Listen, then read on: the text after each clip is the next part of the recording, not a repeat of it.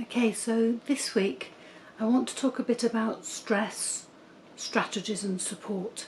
I've had quite a few people talking to me during the course of the week about stress in particular at the moment and anxiety, but also about dyslexia. So I'm going to actually talk about my own experiences with, well, one particular experience with dyslexia this week. I've brought my puppet with again because that's also been something people have mentioned, how they've enjoyed when I've included puppets. And when we're anxious, puppets help. So they have a calming quality. A calming quality is what I needed. Basically what happened about a week and a half ago is that I was doing some marking a whole load of university papers, and my keyboard for my computer stopped working. Not completely, just 4 keys. The Z, which didn't seem to matter very much, but the X, the C and the V. Now the problem with that is that I was using words like development, reference, referencing, exercise, expectations, so those 3 letters were needed a lot. Now I was feeling quite stressed for various reasons, and it just set me off in a panic. Now I manage my dyslexia very well. I've been, I'm in my 50s, I've been dyslexic all my life, obviously, it's not something that suddenly happened, and I've developed a lot of coping strategies.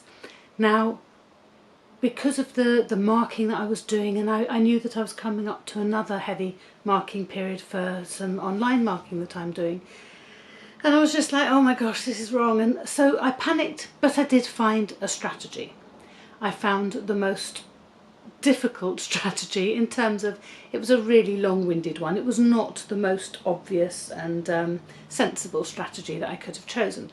So I got onto one of my on-screen post-it notes. I found one where I had the letters X, C and V for whatever reason, and I basically copied and pasted them into a separate place for each one, and every time I used those letters in a word, unless it did a self-correct, which was great with the whole spell check, but if it didn't, then I was copying and pasting the X, the C and the V every time I used them, which seemed to be pretty much every other word. Now the next day I was speaking with somebody about something totally different, and they were struggling, and I straight away started talking about, you could use your Dragon Naturally Speaking, your voice recognition software, loads of strategies. I came off the phone and I'm like, why wasn't I thinking of that?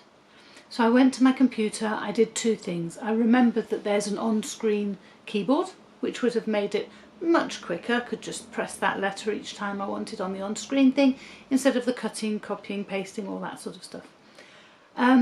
But I also started using my voice recognition software, and that was fantastic, and I did that for quite a while, and then I remembered I actually have a spare keyboard for my computer.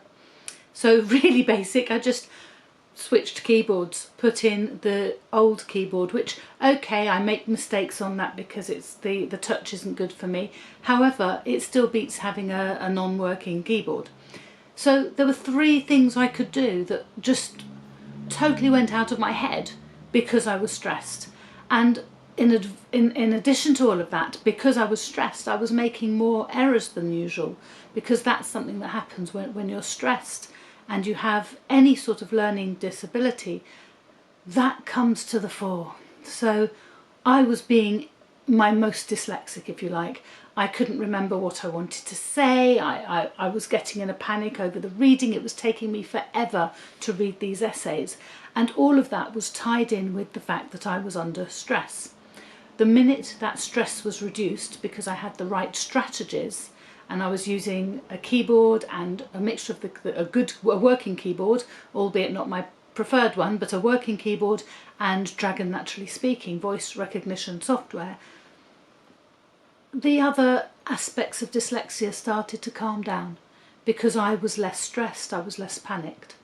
So that has led me to think about this back to school stresses that there are going to be. There will be stresses whenever we end up back at school. There will be a lot of stresses. I've said it before, I'm going to keep repeating this message. It's incredibly important.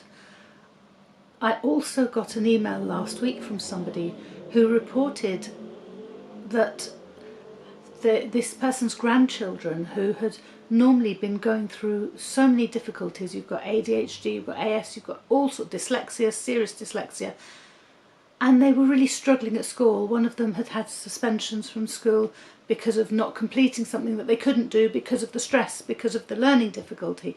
All this sort of stuff had been going on. Since they'd been at home, being homeschooled, they weren't doing much schooling. However, they were happier, they were calmer, they were communicative, they were working together as a family because the stress was going. The stress was disappearing because there was no pressure. They were able to talk, to walk, to play, and to just be calm, be themselves. And that just got me thinking, there are things we need to be trying to put in place once schools go back. I am in discussions about this, and anybody who wants to direct message me or email me, please, please, please do.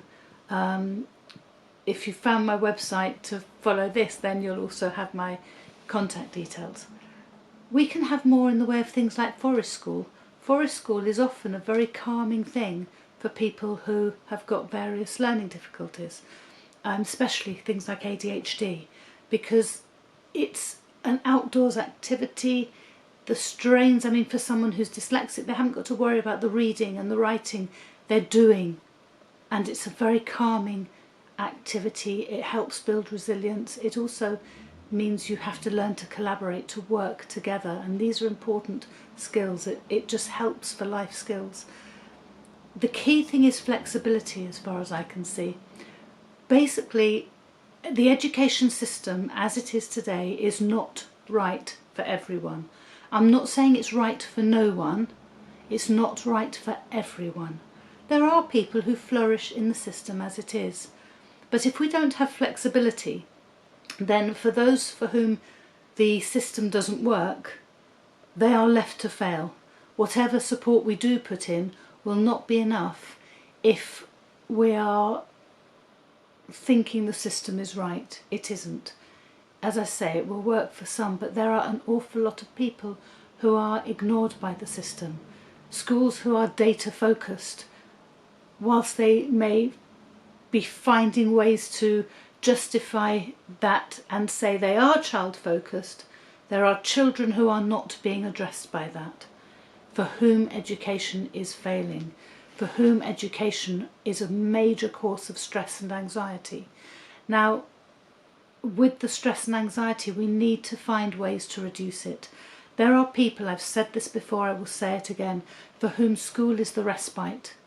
People who come from abusive families, people who are carers for their parents, people who are living in abject poverty.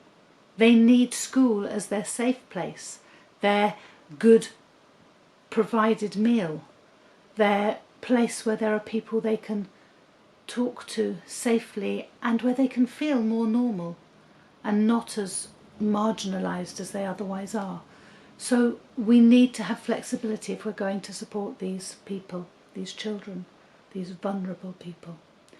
Whilst talking about anxiety, I would be very remiss if I didn't, as well as you can see, I've mentioned my puppets, but if I didn't also talk about All Birds Have Anxiety by Kathy Hoopman. I'm always recommending her books.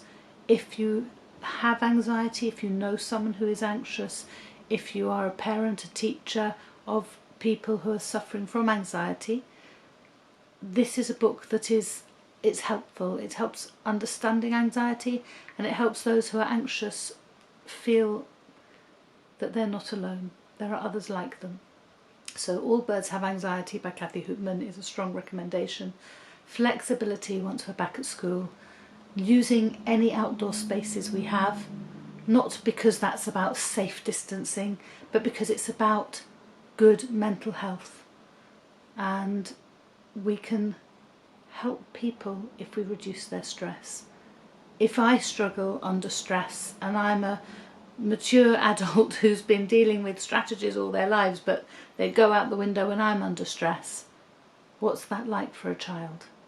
Let's think about stress. Let's think about how we can manage it. And by the way, pets help, not just puppets, real animals. There are the therapy dogs. There are real animals in school that can actually help a child who's suffering from anxiety. Thank you.